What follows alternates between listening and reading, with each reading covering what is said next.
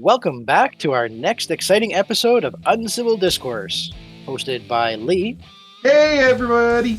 myself, and our guest commentator this year, Laura. Hello.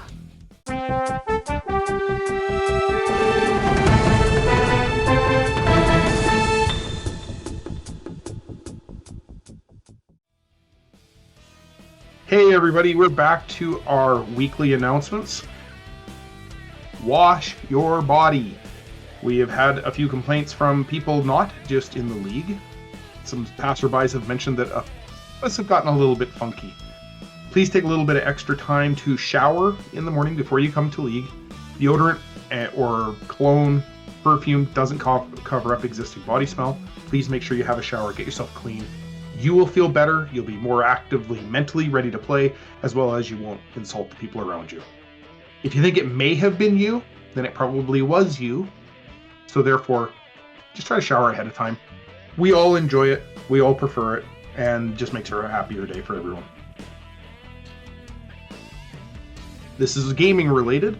We have introduced 6 new maps to the league. We'll be trying to get some pictures up onto the Facebook group, the Discord group, and for upcoming videos for the games, we'll try to have a shot of the map so people understand what arenas we are playing in, especially the ones that have changed names, like Lunar Bullshit and Head Smashed in Buffalo Jump? Falcon Jump, right. As well as we've got a few others that we've renamed. You won't know what they look like if we don't show pictures of them, so we'll try to get pictures up for week 3's game. As well as, we also want to take pictures of everybody's lances. So before you leave from game day 3 or show up early with your lances painted, and we will take a picture of it so that we can use that in our battle reports and stuff like that rather than just random mix. You should be able to get pictures of mine from orbit with how bright it's going to be. Yeah, that is not an incorrect statement. And by week 3, everybody should be pretty much done switching out chassis and stuff like that if they have, or we're planning on it. That's getting why there. We do it for week 3. Speaking of, let's take a look at this week's skill spends. Wendigo's Night Stalkers, the Crusader, chassis upgrades to a Marauder 6L for all the Plasma Love. Laser Force, the Stalker takes target lock. Reaper's Revenge, the Longbow takes Trial Run LRM specialty ammo. Now it makes more sense as to why the Menshen has a tag. And the Longbow has 4 LRM-15s to rain down lovin'. The Black Wake, the Vulcan, chassis upgrades to a Phoenix Hawk 7 CS. Aw, I really was liking the Vulcan and the Firestarter being in this season. Too bad everybody jumped out into lazy-ass Phoenix Hawks and stuff like that. Boo. We do see Vulcans from time to time, because they're usually pretty cheap. They don't tend to stick around, though. They're usually a placeholder, like a Sentinel. Collection Agency, the Exterminator, chassis upgrades into a Warhammer 7 CS. Lights Out takes chassis upgrade from the Atlas to a King Crab 005, Twin LB20X, and C3I. Take that, 007. Neutro Reavers, the Dragonfly, is engineered, swapping out all of its weapons out for pulses instead. New speed is 7117 and picks up ECM to mess with those pesky missiles and C3 systems. Ansgar's Outlaws, the Shadowcat, reassigns from the H variant into the B variant. Ward's Warwolves intentionally bank to get something spectacular for next week. Ghost Legion, the Quick Draw, engineering, adds ECM and Beagle Octoprobe and drops all bunch of unnecessary heat sinks to be able to get the armor up.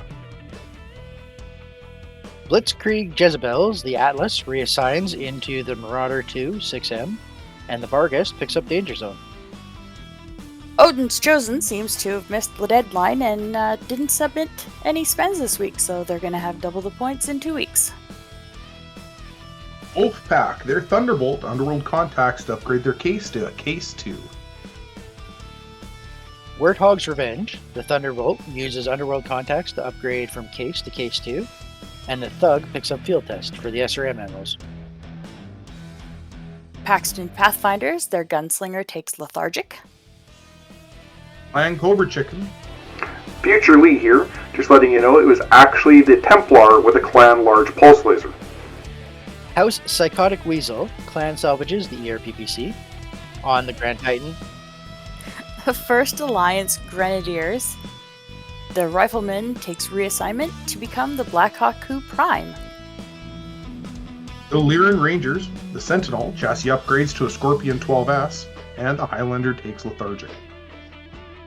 Hank's Handy's Thunderbolt uses Technician to move a couple of lasers out of the left torso to the center, so when it loses its left torso, it's no longer neutered. Red Sun's Irregulars, the Penetrator, takes Underworld Contacts to add Endo Steel. The Ice Creamers, the Wolverine took Underworld Contacts to add Endo Steel.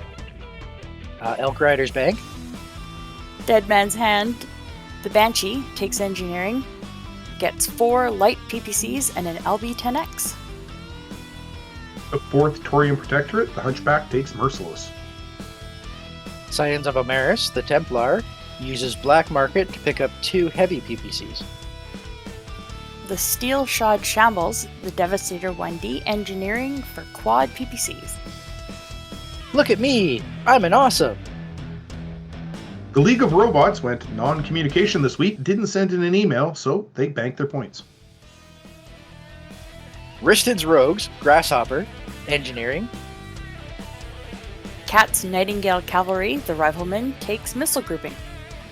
Neon Grizzlies, copying last year's Kodiak, takes Speed Demon. Nothing says fear like having a 100-ton bear mech running at you at 4 walk, 7 run. Yogi's Jaegers also didn't have a email for us this week, so we're assuming they wanted to bank. Looking through the skills, there seems to be a lot of copycat skills. A lot of back-to-back, hey, chassis upgrade or Underworld Contacts. But Heather's spend on her Barghast, I think, is the most frightening. Because as much as a bear mech coming at you, I put the Kodiak down last year. So it's really not that frightening. Not being able to get... Ooh, look at me. I killed it first. I did. I put down Cocaine Bear. Heather likes to haul down on her Barghast, and taking Danger Zone does not allow anybody to get within 1 hex unless they have specific skills. Or are heavier. And I don't think there's a whole lot heavier than the Barghast. Just the Assault class. And it's by class, not by weight. So nothing in the heavy or medium class can get within 1 hex unless they have a physical attack weapon or a physical attack skill. Or are an assault mech. So 3/4 of the league is not going to be able to get within 1 hex of the Barghast, which means its hull down benefit doesn't go away, and it has a large X-Pulse and a turret. So it's going to be really hard to dig that turret up and force her to move. Yeah. Does piloting count towards that if somebody buys it with the intention of making physical attacks? Nope, not at all. It has to be specifically a physical attack skill. And that's why we call it in.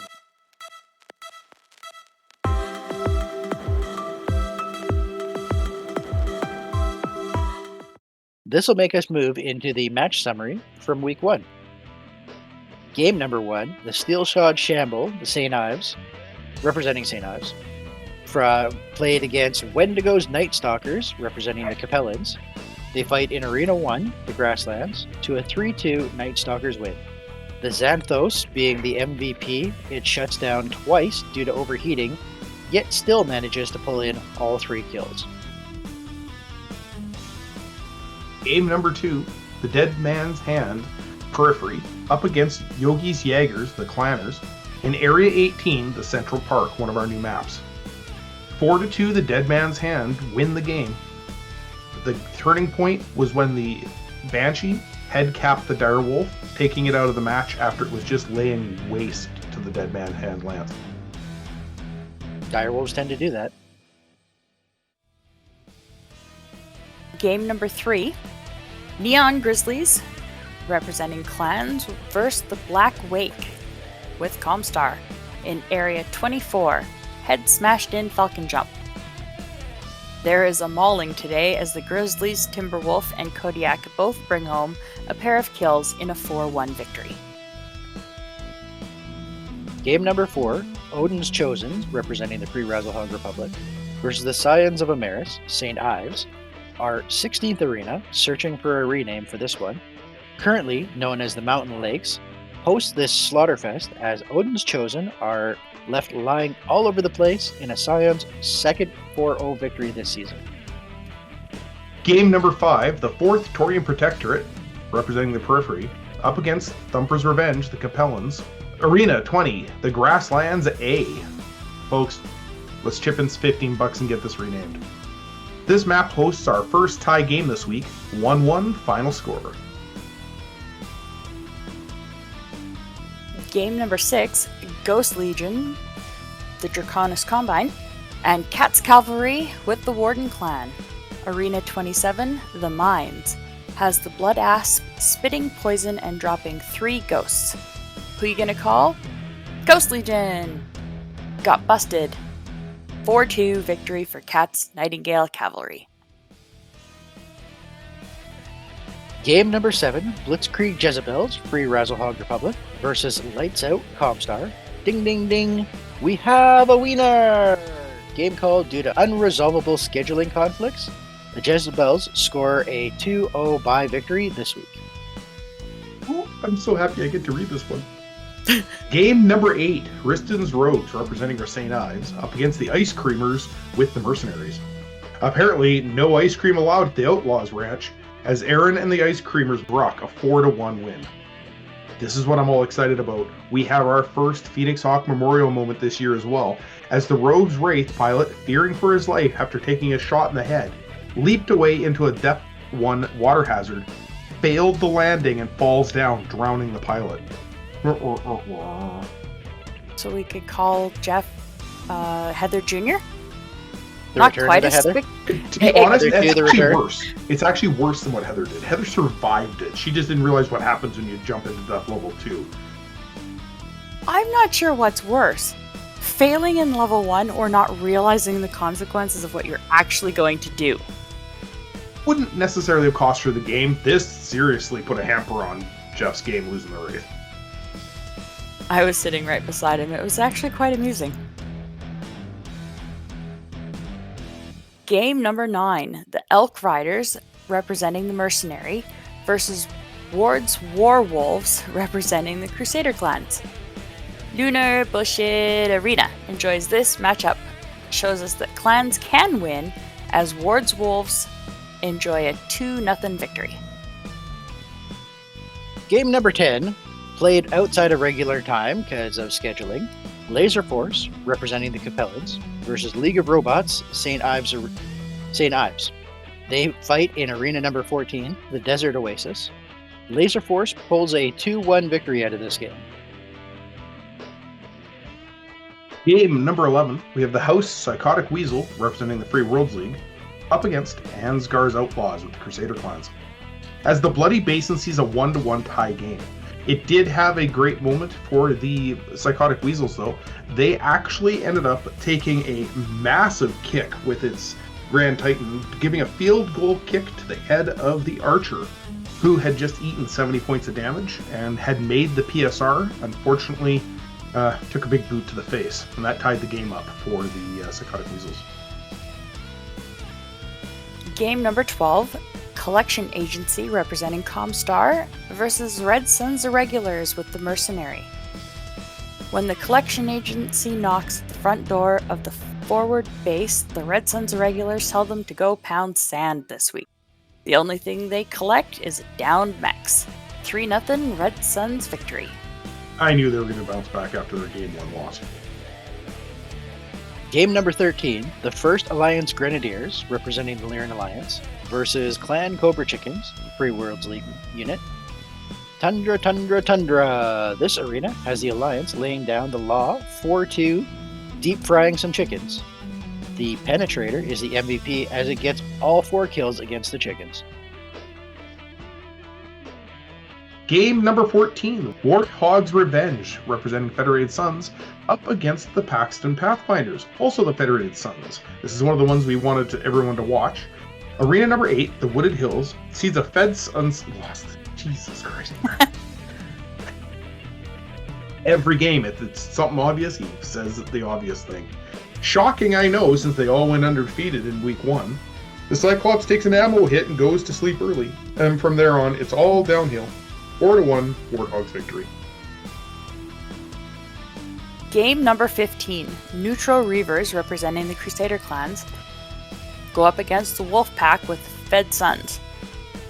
Alien World Arena has a little upset match as the Wolf Pack trade the Thunderbolt for the Reavers Orion 1-1 tie early on.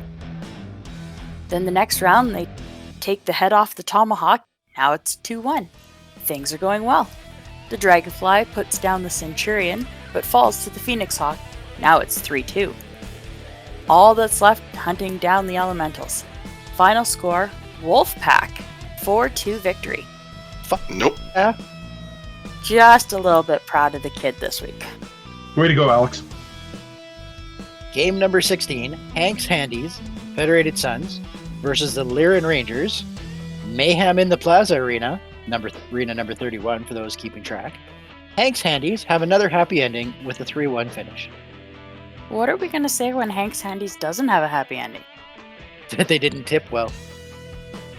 Just the tip. Premature disappointment. Blue balls. Well, games of the week. Alex winning over JP was probably my top. When I heard that, I actually had to stop and focus on the rest of my game.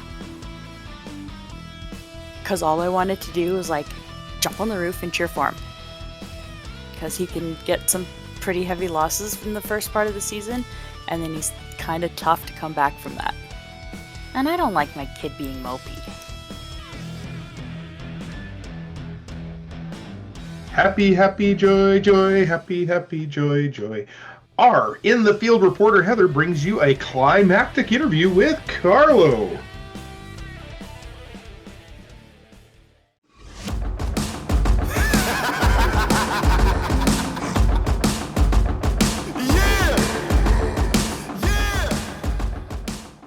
Welcome back to another Battle Babes interview. It's Heather BB1. I'm actually not at home right now. I'm down in Nanton. Battle Babe 2 isn't around, but I do have Karlo here. How are you doing? I'm doing great, thank you. That's good, that's good. I didn't play today, so I don't know how all those games went. How was your game? It could have been better, but as I said earlier, I probably could have ended on a pretty hilarious note. Okay, so what was the final score?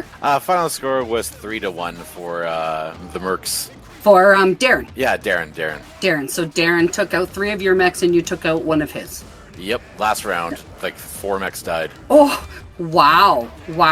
Okay, yeah. Now you've already said it's hilarious. I've got to hear this because 4 mechs in 1 round. That's a big number. It was my final mech that ended up getting hit. What ended up happening was after all the shooting was done, my Sentinel took 20 points of damage. So he had to do a roll to see if he would fall over or not. And, well, he failed that roll and then ended up breaching his armor and getting 2 crits on his side torso. Oh, that's the worst. It's not the way you want to go out. No, I only had 3 actual critical spots in that area, and one of them was a bin of ammunition. Oh, so you went kaboom. Yes, I did. Oh, right. That sucks, especially when it's on your own roll. Yep. It's no, you dice are supposed to like me. Yeah, no, dice were kind of being favorable early on, but eventually I started missing 7s and 8s pretty horribly on my big shots. Well, that was it. When I stopped in to touch base with Lee and chat with you to set this up, you were rolling beautifully on your Gauss, and even Darren was like, wow, you've got the luck. So it had to have turned around from there then. Yeah, what really made it start going downhill was my Banshee ended up getting an ammo bin crit, which caused his Gauss rifle to blow up, which also caused him to fall over and fall unconscious. Oh, okay. That's just not nice. Yeah, no. Oh, wow. But you had a good game even though it didn't end on the best? Whenever you start getting the bad rolls, you start feeling a bit down about it because you don't feel like you're really doing anything to change your situation. Yeah. But my Sentinel came in for the win and raised my mood. When you're having that, it's got you're like, well, something's got to go right, and it can be, very annoying, and you're like, man. And I was saying this to Kale last week, like, there's gonna be, as a new player, there's gonna be a game where you're like, oh man, I really hate this game, but then you have a beautiful shot, you're hitting on numbers that you're like, I shouldn't be hitting on these, and you're like, okay, I'm gonna keep playing. Pretty much. The map was also probably not the best for me. It was mostly like really like high, like level 6 or 9 of buildings. So you couldn't really, like, moving around and stuff. You're not that mobile. Yeah, I'm not that mobile. And also my Lance's primary forms of damage are all like long range weapons, so they have got the crappy minimum range to them. Okay, yeah, those minimums. I don't like minimums. Yeah, and Darren was packing like the stub-nose PPCs and other short-range weapons. So he got in close, and you were hooked. Yep. Gotcha. And it's hard when you're trying to build your lance. I know, trying to look at, okay, you need to have short range, but you also need to have long range, but you also need to build a lance that's going to work with your play style. Yeah.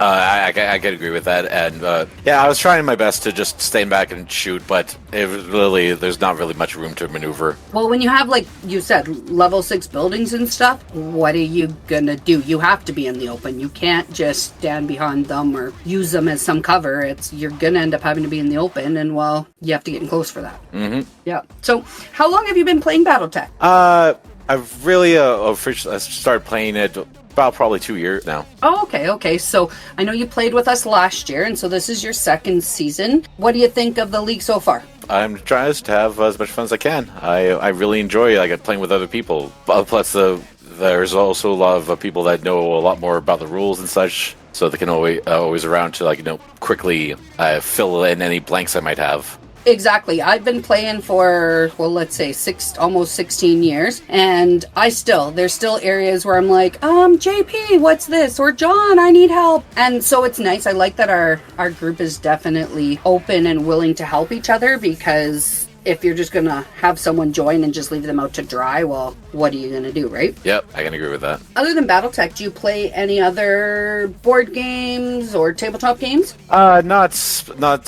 Not particularly, no. I've delved into Dungeons and Dragons and Settlers of Catan, but I don't really play any other game board game frequently. Okay, so then I'm gonna have to ask you, since you've only been playing for 2 years, how did you get into Battletech if you don't play a lot of tabletop games? I guess my first exposure to Battletech, if I want to go into that, if I want to go all the way back, it was probably when I was 12 or 15. I can't really remember when the Xbox One came out, and okay. And one of the games that came with it was Mech Assault, so that was my first exposure to Battletech as a actual game series. I played the video games, but then afterwards I didn't really pay attention to the series or anything like that. It was only probably 3 years ago that I started finding lore videos and Tex Talks Battletech or Big Dragon 40K, and I just started listening to their stories about the various different mechs in the setting and the characters and the world, the setting itself. And then eventually my buddy Andre just said, hey, they've got Battletech League. We can't just join this year because it's already going on, but you want to do it next year? I was like, sure, let's do that. And I decided to start buying the box sets and the force packs. Nice. I always love hearing how everybody gets introduced. I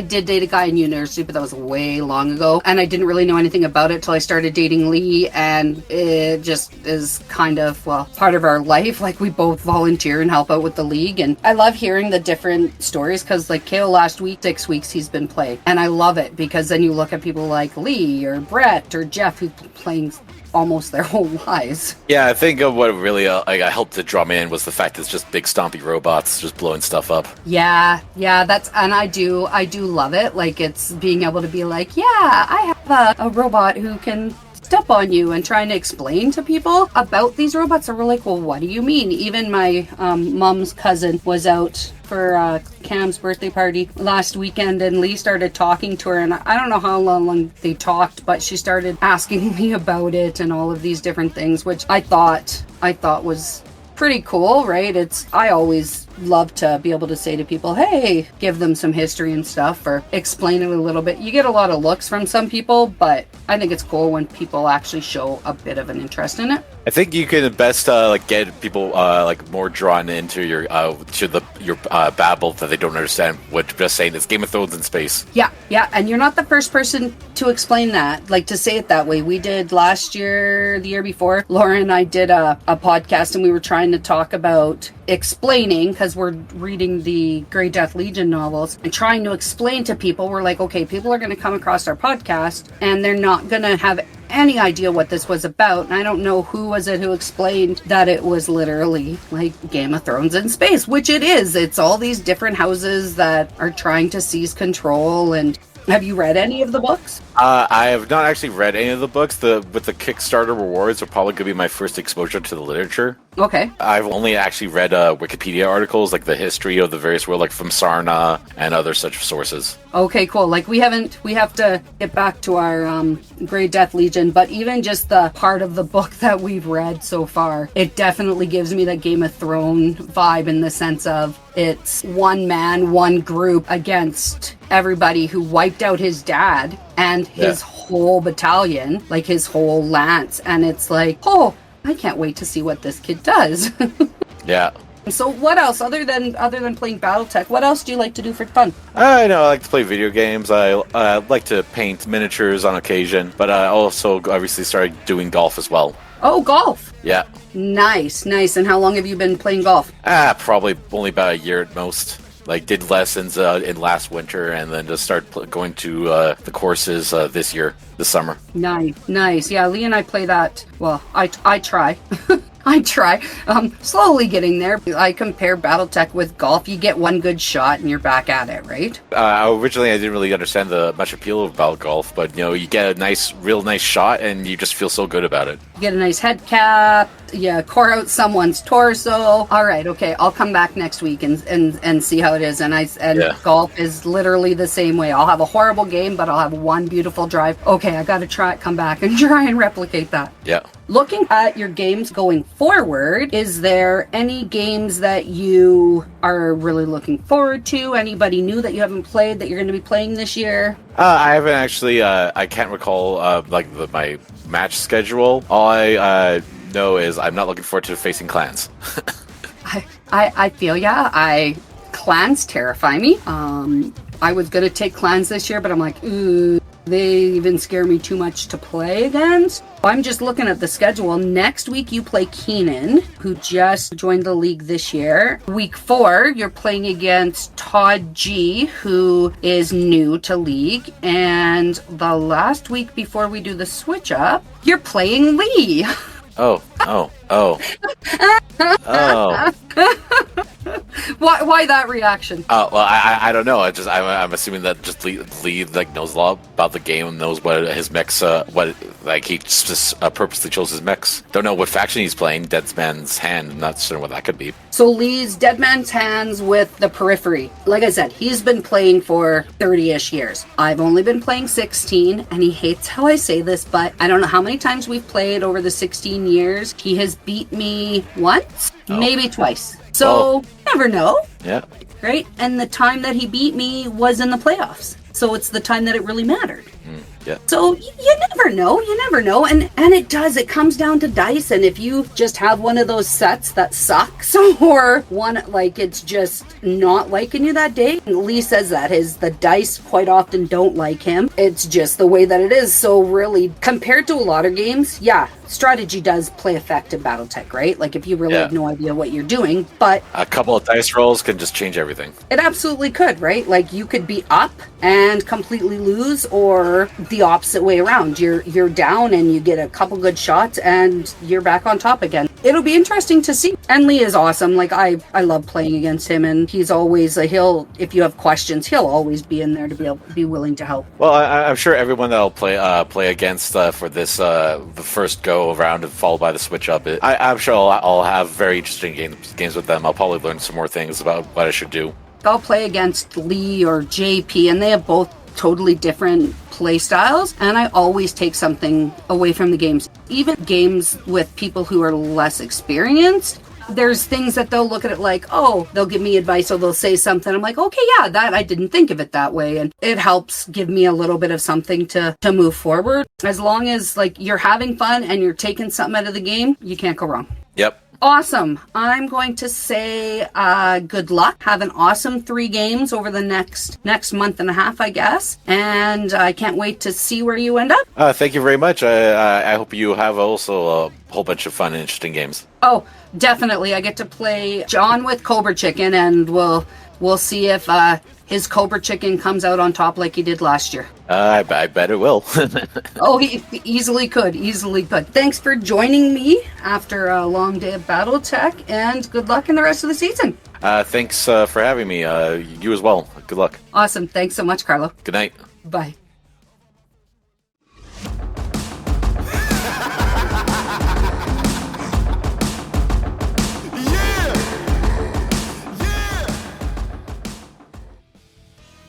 Thanks again, Heather, for that interview this week.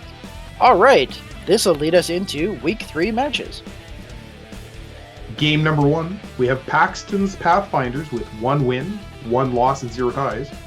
They're playing the 4th Tauren Protectorate with 0 wins, 1 loss, and a tie. Well, I get to speak of this one first. Well, this has got to be the best start Paxton's Pathfinders have had in 3 seasons of play. Moving into their 4th season, I think they've really gotten the league games plays down pat. James with the 4th Taurians have struggled a little bit, but did kind of find their footing when they were playing up against Laura there to pull up that tie. I'm going to give it to the Paxton's Pathfinders, though. I think Chris is going to go on a tear in this first 5 games because I think he wants to be in the upper run this go. He's going to win this one, and it's going to be a 2-1. Yeah, he's definitely got a lance that can do some damage and take some damage too. Like, if that Cyclops doesn't go down early, it'll sponge a whole lot of pain to try and drop it. Yeah, the Cyclops will do good things for Chris if he can get it into position, and it'll stick around. So with that being said, I think this might be Paxton Pathfinder's 2nd victory of the season, with a 2-1 victory as well. Boy, look at you two being copycats first game off the bat. When he has it right, I can't argue with him. Well, I can't argue with either. That's why we don't argue that much. He just acknowledges I'm right and we move on. And usually I go first. I can't argue with either of you. I might disagree with the scores. I have to admit, James was a tough opponent. 2nd round, getting a 2nd tie in a row, that was not... It was actually quite unexpected. But I think Chris is in it to win it. I'm going to vote Paxton's Pathfinders. I think it's a higher kill game. It'll be 4-2. Isn't that what he did to Yuli? Or 1, actually. Ah, okay. So he's capable of putting it all out. I had to check twice because to see that I even gotten a kill. When I saw the standings, I'm like, I don't remember killing one of his mechs. I'm like, yes, right, that stupid Marauder that was unconscious for 4 turns and I couldn't kill it. Game number 2, Ansgar's Outlaws. Hey, there's somebody who can pay to rename that other map. With a 0 win, 1 loss, 1 tie record. Going up against the Neon Grizzlies with a 1 win, 0 loss, 1 tie record so far. Depending on what the map is, I can see the Bears coming out and just mauling the Outlaws if they get the right map. If they get the wrong map, I can see the Outlaws just putting the Bears down before they even get to them. This is going to be a hard call for me without knowing what they're playing on. I would really love to see that arena before we did predictions, but I think it's going to be a 3-2 victory. And I'm going to go with the Grizzlies because... No, actually, I'm going to go with 3-2 for the Outlaws because Scott didn't feel the Grizzly. To heck with that guy this week. We have 2 clanners going up against each other. We have Ansgar's Outlaws with the Crusader clans, and we have Neon Grizzlies with the Wardens. I played an off-season game against Scott, and that Kodiak 5 is absolutely just a beast. I would like to have said it was a better fight, but he head capped my Marauder 2 first round of fire with that Gauss rifle. But I have a real good feeling about Corey's Jupiter. That Archer C with a pair of Streak 15s is just 15 points or 30 points. Like when it hits, everything hits. And that Jupiter's got such long range where the Kodiak does have to close. I'm going to actually say Ansgar's Outlaws are going to take out the Neon Grizzlies, and it's going to be I think in all of these fine matches, we're going to see 4 something, so it's going to be 4-2. Now, not to argue, but that Grizzly has 2 larges and a Gauss rifle. It absolutely does way better at short range, but it doesn't have to be at short before it starts punching in the face. It has 1 large laser. No, it's 2. No, it's 1. I played against him 2 weeks ago. Maybe he was only shooting 1? No. It has 1 large laser and a Gauss rifle. And then 9 mediums. Ooh. No, it's got an ER large in the center, an ER large in the left arm, and a Gauss rifle in the right torso. Hey, he never used I think someone needs to tell him that. The standard Kodiak has 1 ER large. I'm saying someone needs to tell Scott that, because I don't think he knows he has 2 large lasers. Well, hopefully he listens to this. 2 large lasers and a Gauss rifle doesn't match what the Jupiter's starting out.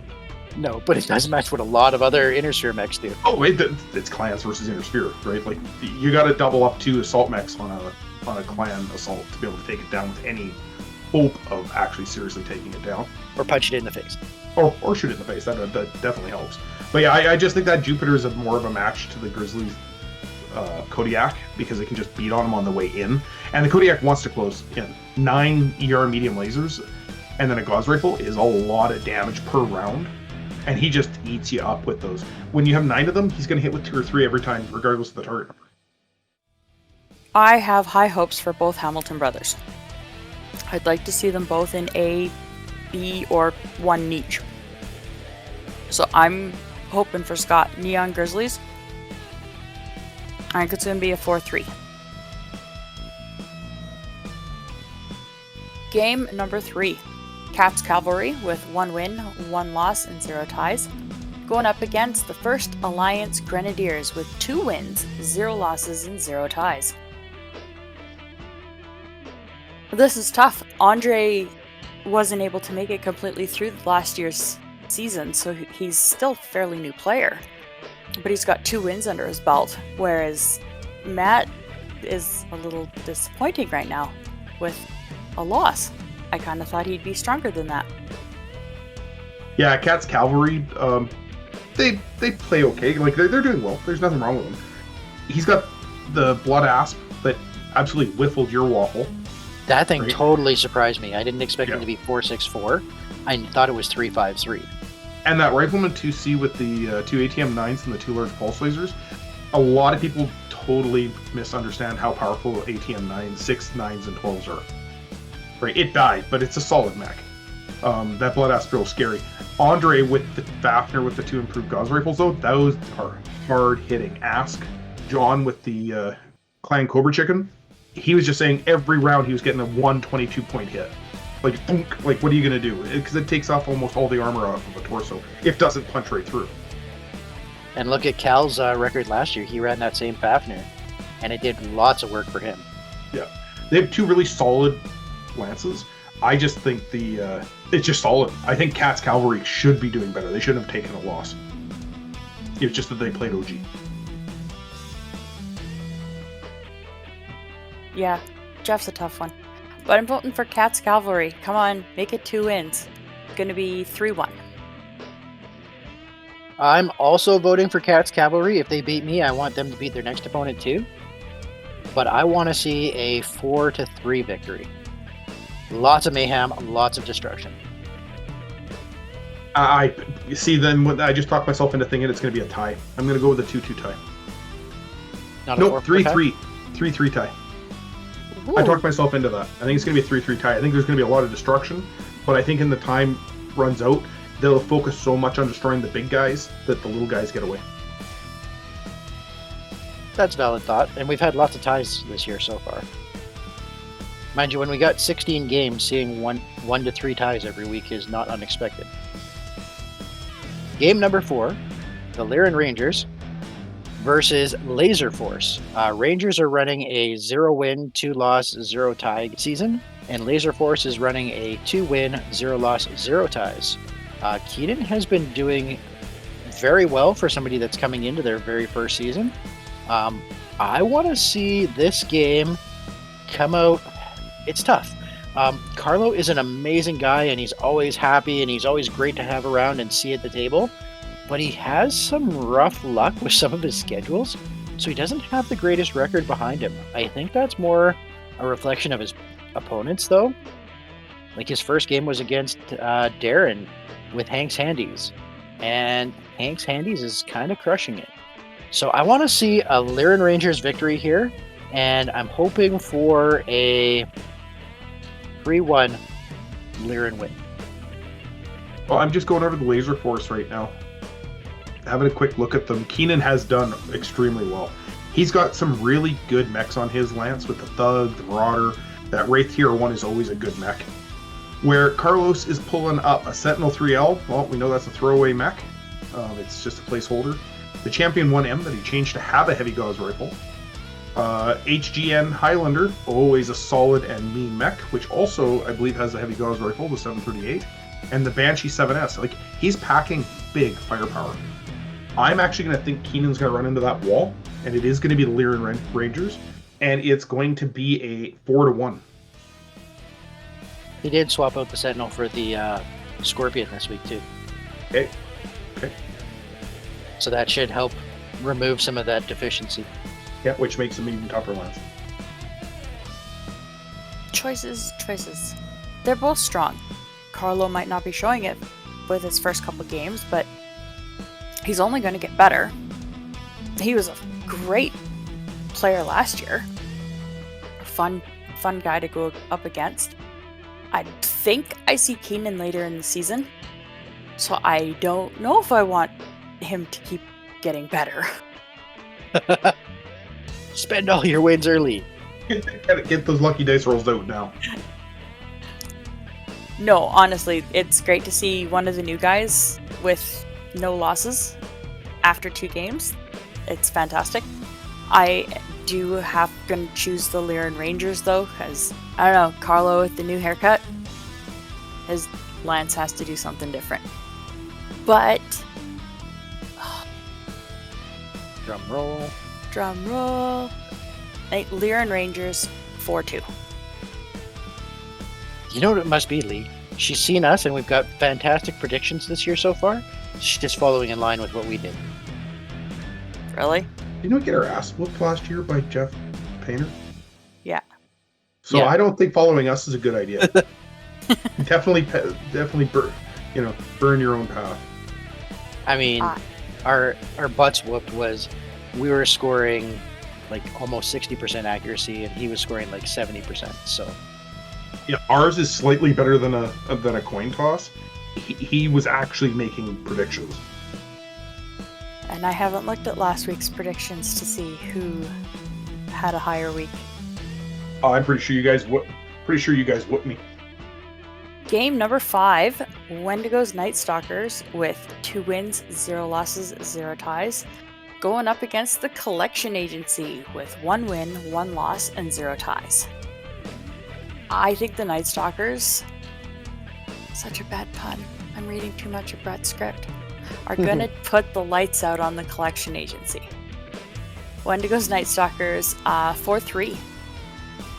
I think the Wendigos are definitely going to rip up the Collection Agency in the woods when they go looking. I actually agree with you, except I think it's going to be a 4-2 victory. Jay is doing wonderful things this year. He had a really solid year last year, and it is just going to keep going. I would actually even go so far as to say Wendigo Night Stalkers in A-side playoffs. You know, that Xanthos shutting down twice, waking up and still killing 3 mechs and not dying itself shows that Jay's lance is here to frickin' destroy everything in front of it. I like the Night Stalkers. I think I played him last year, or Heather did, and I got to witness the game, and he plays well, really solid, very methodical movements. Last year he just ran you over. I don't know if he's doing that this year, but last year that's definitely was his game plan, was just to keep moving forward. Cal played well last year. The Collection Agency is an extremely well put together lance.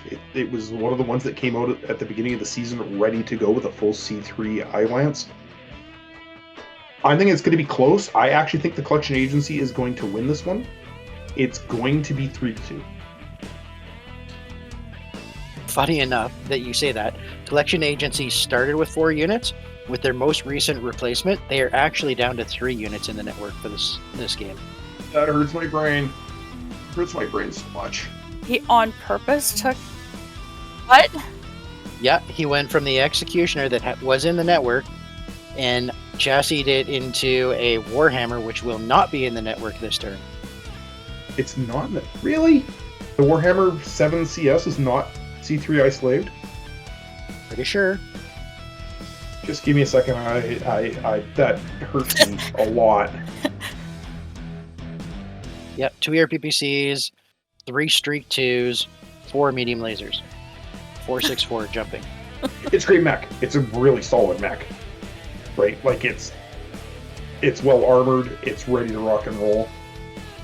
That hurts my brain a lot. Game number 6, we have the Clan Cobra Chickens with 0 wins, 2 losses, 0 ties, up against the Blitzkrieg Jezebels with 1 bye win, 1 loss, and 0 ties. I can't vote against Heather, you know I can't.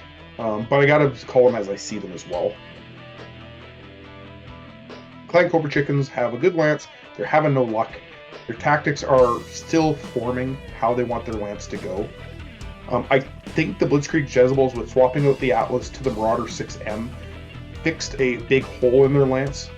The Atlas is a great mech, but does not have case, does not have the greatest range, firepower, and LRM-20 is not enough firepower coming out of a 100-tonner outside of 9 hexes. A pair of X large pulse lasers, a pair of X medium pulse lasers, and an ER PPC, and the same amount of armor moving 464, way stronger mech. I think the Blitzkrieg Jezebels are going to win this game, and they're going to win it 4-1. No, sorry, 3-1. Okay, so I was just taking a quick peek here. The Jezebels are running that Scorpion, the Barghest, the Hatamoto, and now a Marauder. Ooh. Yeah, Marauder 2, 6M. So they're rocking some pretty solid mechs there. They've got good output across all of the board. Nothing stands out. Oh my god, this is so much better than the other thing. I am going to think this is probably going to be a Jezebel's 4-1 victory. I have to say, out of the 2 lances, I think Heather does have the stronger lance. I think the Blitzkrieg Jezebels are going to take it. But I think it's going to be a 3-2. It could very well be a close game. I don't disagree. They both have good lances on paper. Heather just has a lot more accuracy, I think. Game number 7, the Black Wake with 1 win, 1 loss, and 0 ties, versus Riston's Rogues, 1 win, 1 loss, 0 ties. Their records mirror. This is a game that's going to be a little difficult, only because I know there's some scheduling conflicts. So it is quite possibly going to be a non-played game, but if it does see the field of battle, I think this one is going to be a tie game. I think this one might actually be a 2-2 tie if it gets played out. I have to say, Riston's Rogues has all the experience, right? A-side champion, played in the original league and this one. He knows league play and the way to play it backwards and forwards.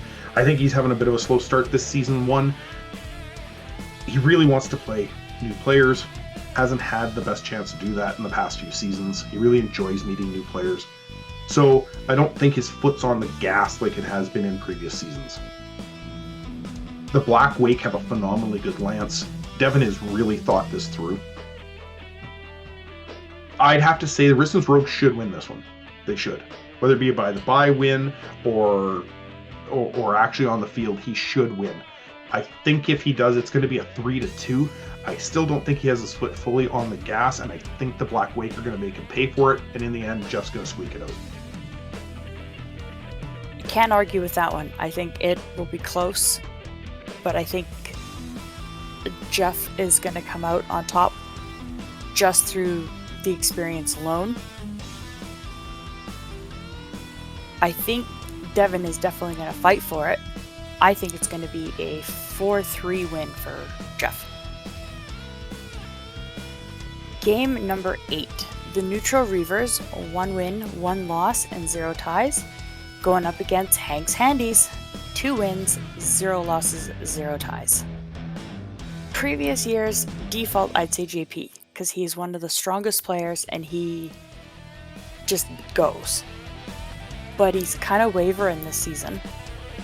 And Darren has 2 wins.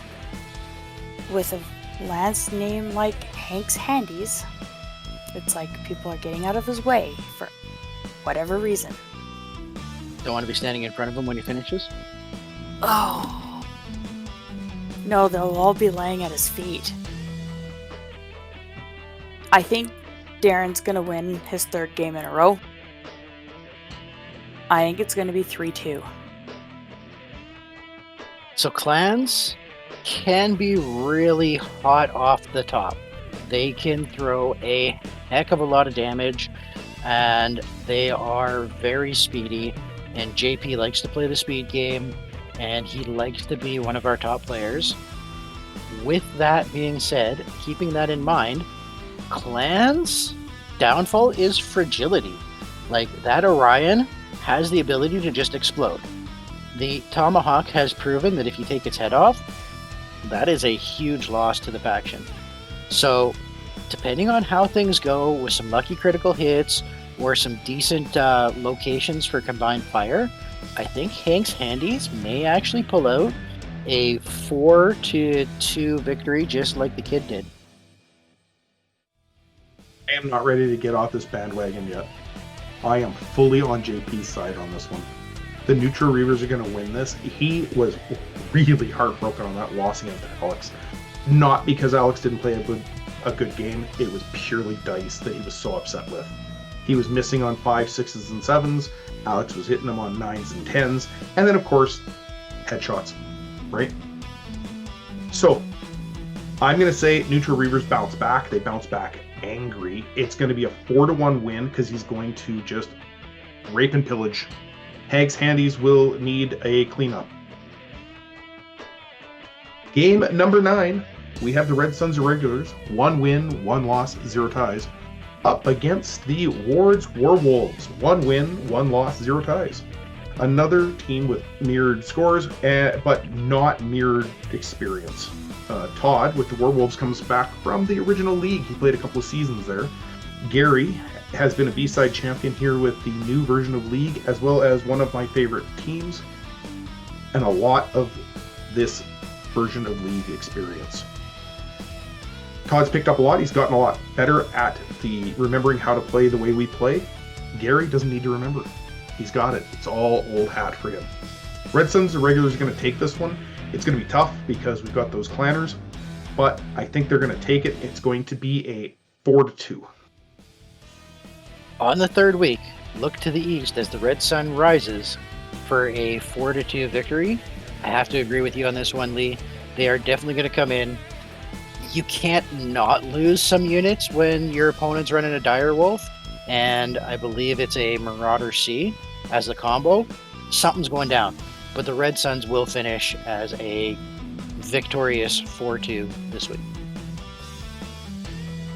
Todd plays a fun game.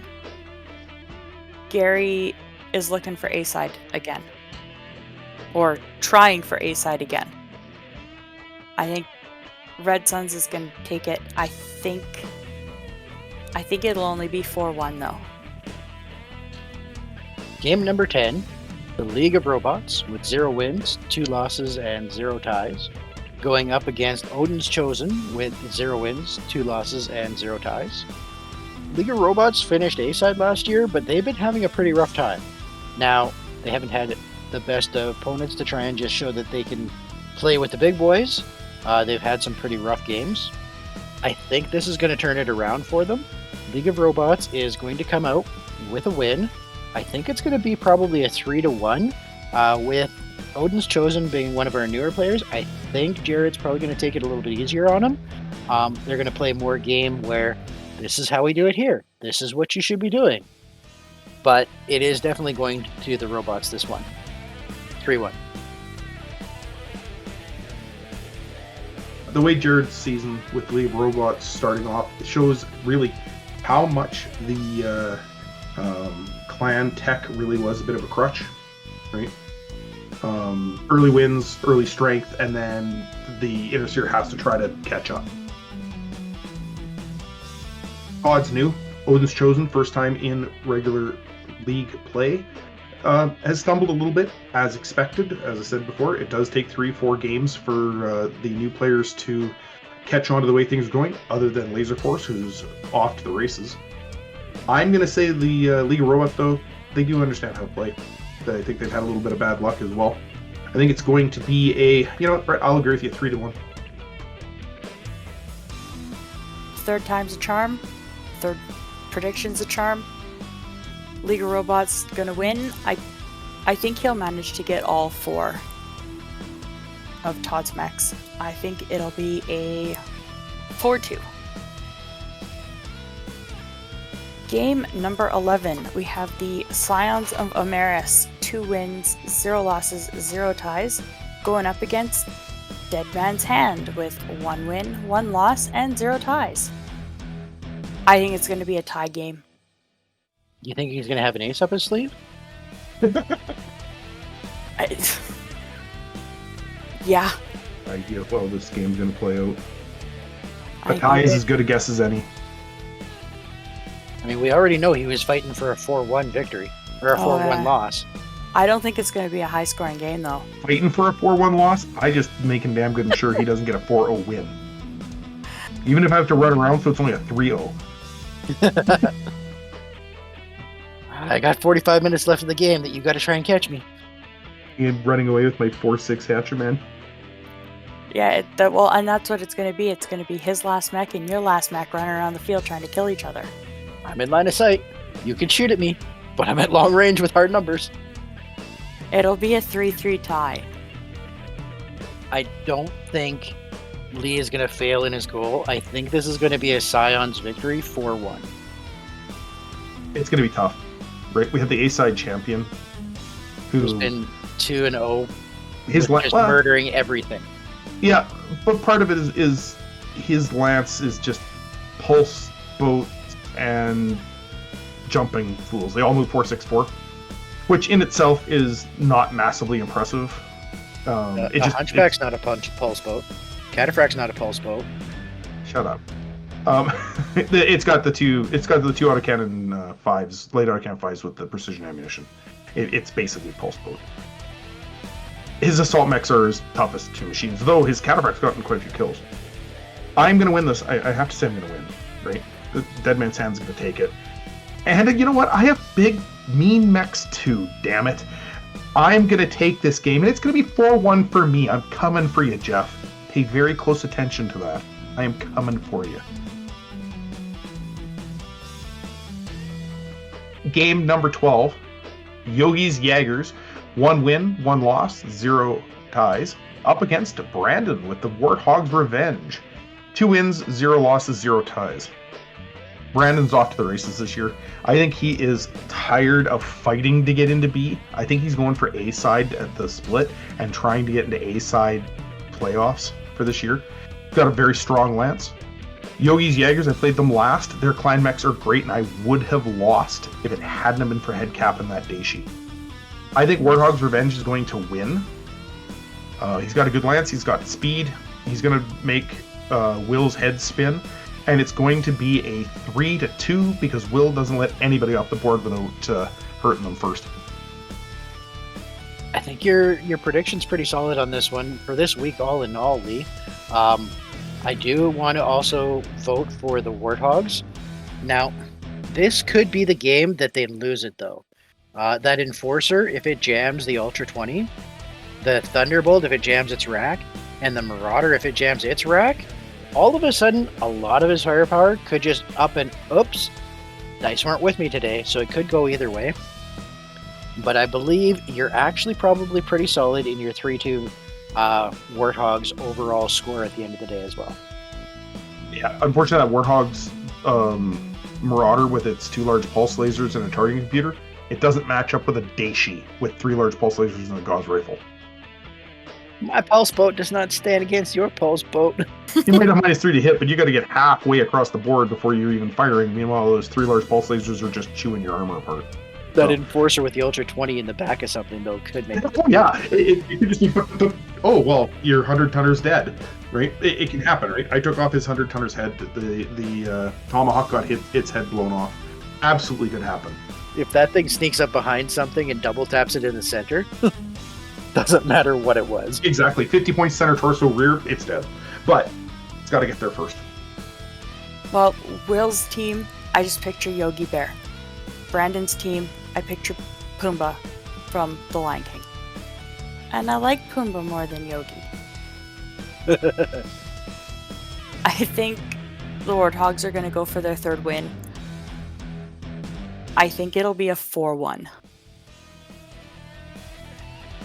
Okay, this will take us into our 13th match as we start to get near the end of them. We have Thumper's Revenge with 0 wins, 0 losses, going undefeated so far this season with 2 ties, versus the Elk Riders that have 0 wins, 2 losses, and 0 ties. I think Thumpers is going to maintain their undefeated mark here. I can't be the guy that calls for a 3rd tie, though. I can't. I do believe Thumper's Revenge is probably going to pull out a 1-0 victory on this one. I'd have to say Thumper's Revenge is going to get onto the board here with a win. I think 1-0 is actually, Laura, even scoring pretty low. I'm going to say it's going to be a 2-1. The Elk Riders are still, it's the same thing. New player rust. They haven't played the way we play. They're still learning that. You've had 2 games that played not slow, but not at highest pace, so you guys didn't really get to get a lot of kills in. I think this game's going to go a little bit faster, but in the end, your mechs are just, League play better. To be fair to Chris, and any other new players, it really does take usually up to half a season to try and get things figured out and sorted out, to be like, oh, this does play a little bit different than just Thursday night Battletech with some tanks and some vehicles and some other stuff mixed in. Oh yeah, it's a total learning curve. And I did talk to Chris about that when he was playing his game last week. There's no shade being thrown at the new players. It's a learning curve. We don't play straight Total Warfare Battletech. The first one that throws everybody for a loop is that darn individual initiative, and then skills. Skills can be so confusing if you haven't read the packet. There are pages that you really must read.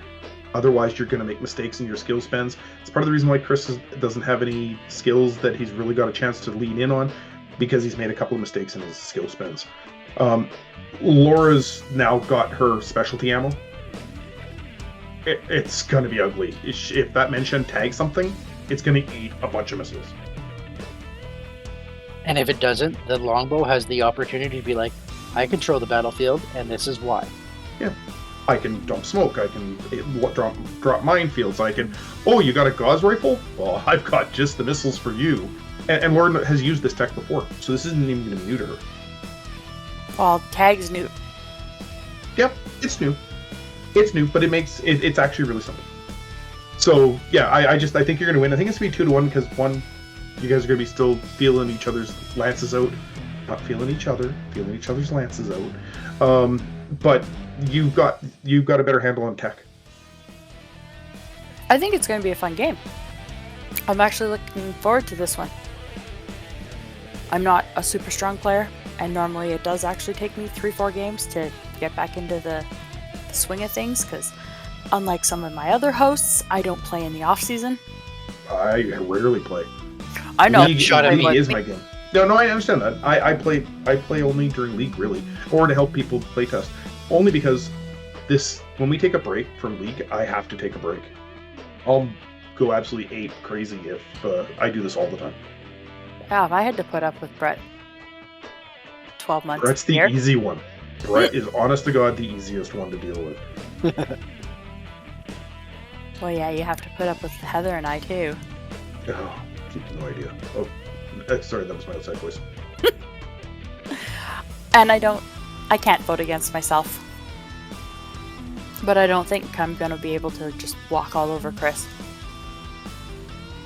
I want more than 2 kills. I think it'll be a 3-1. Nice. That is a valid goal. I totally support that. Not gonna happen. Push for 15 or more turns if you can. Hey, I confidently actually voted for Alex to win and then realized who his opponent was. And he won. So maybe I will get 3 kills. There you go. It's always possible. Game number 14. The Wolfpack, 1 win, 0 losses, 1 tie. Going up against the House Psychotic Weasels with 0 wins, 1 loss, 1 tie. Wolves and Weasels. Never a good combination. It's tough. I'm sorry, Chris. I'm going to vote against you for this one. I think Alex is going to win 2 games in a row. So I'm going with the Wolfpack with a 3-2. Alex, I don't even think was touching the ground at the end of last weekend's game. Like, I'm almost positive his feet were a foot off the ground. He was so excited that he beat JP.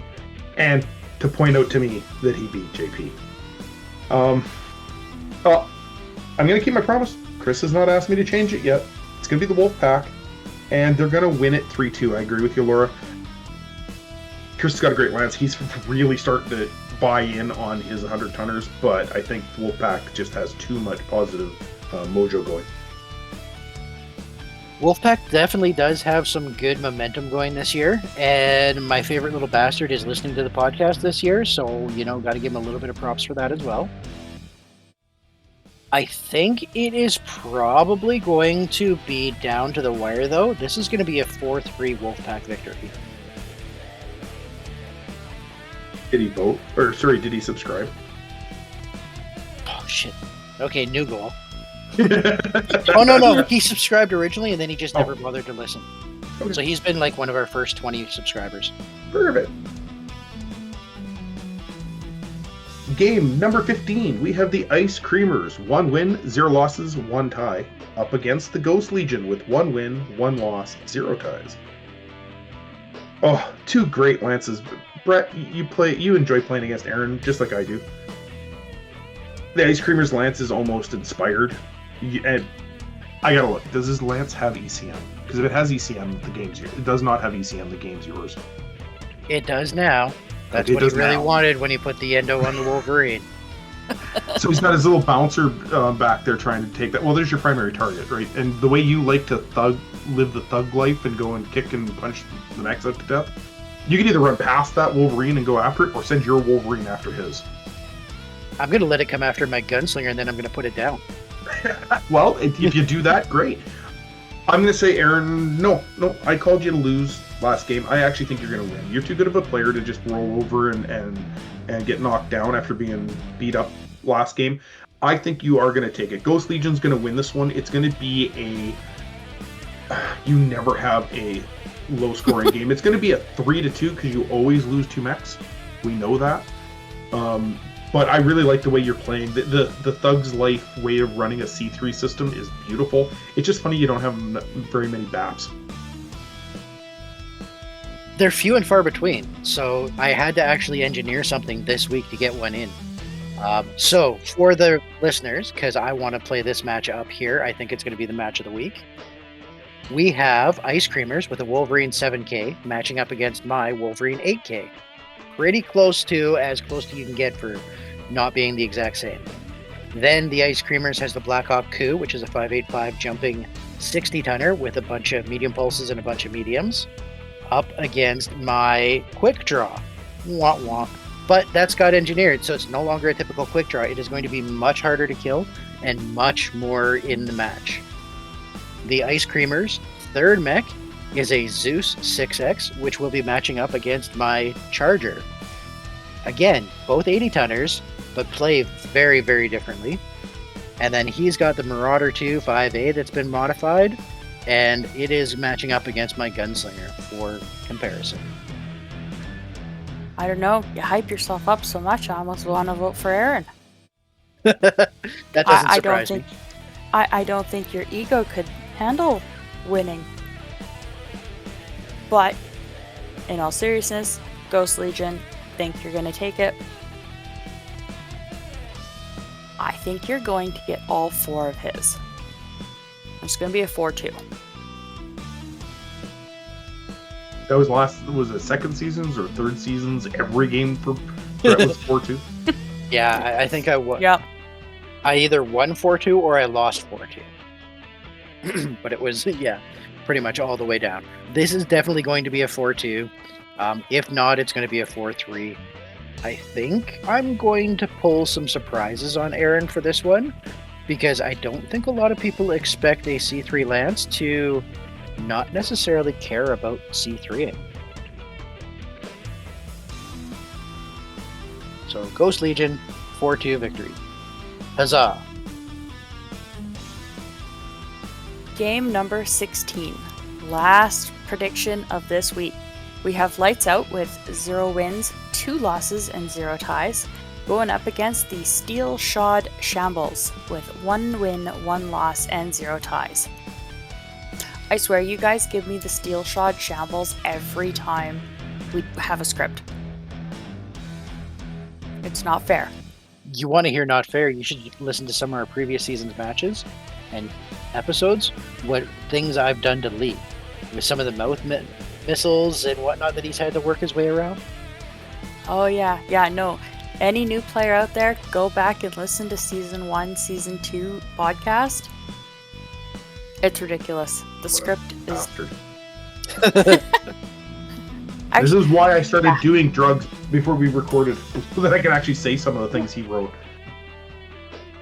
But unfortunately, game number 16, neither player can actually make their match. So this is going to end in a 2-2 tie, and it's going to be 3 correct predictions guaranteed for the next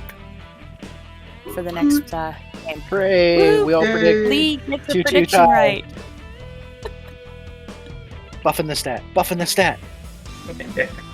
Well, it's got to be at least Lee's first. No, I got one right last week.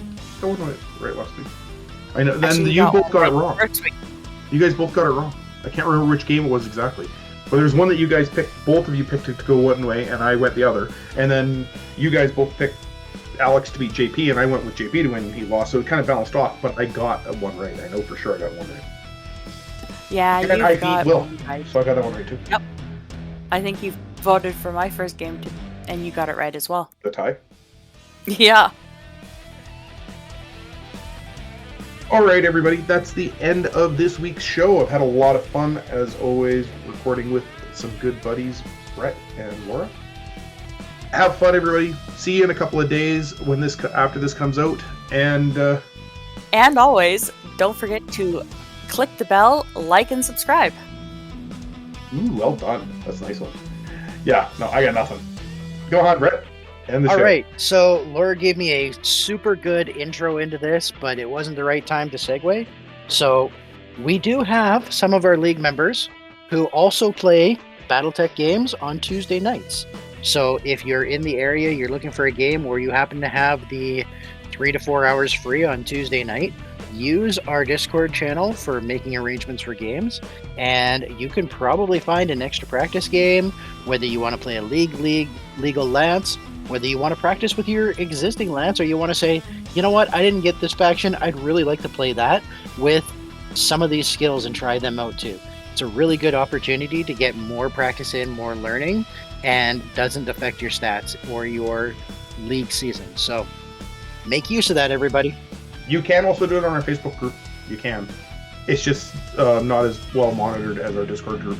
If you want an invitation to the Discord group, do it either on the Calgary Battletech group, call me out, and I will make sure you get an invitation.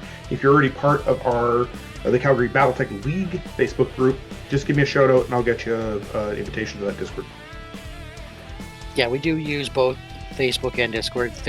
Discord is just, as Lee said, more active. Thanks, everybody. Have a wonderful evening. Bye. Finish it off. Yeah. No, you gotta finish it off, dude. Like a shot in the dark to the head. Come on. No. You have that sound clip. You can put that in. Nope. Oh, say it. Say it. Say it. Coming at you like a shot to the cockpit. Thank you.